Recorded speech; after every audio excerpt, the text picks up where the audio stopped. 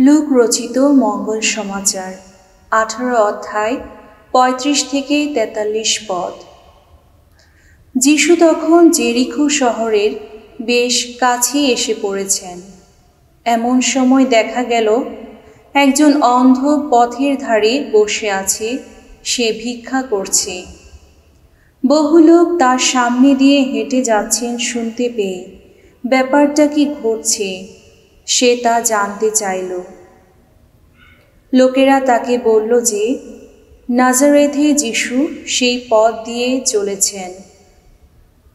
সে তখন চিৎকার করে বলতে লাগল, দাউদ সন্তান যিশু, আমাকে দয়া করুন। যারা আগে আগে চলছিল তারা তাকে ধমক দিয়ে চুপ করতে বলল, কিন্তু সে তখন আরও বেশি জোরে চিৎকার করে বলতে লাগল, দাউদ সন্তান, আমাকে দয়া করুন।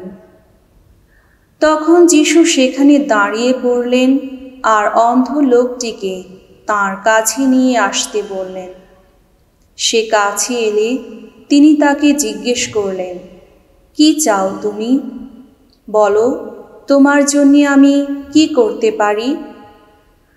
অন্ধ লোকটি উত্তর দিল, আমি যেন আবার চোখে দেখতে পাই প্রভু।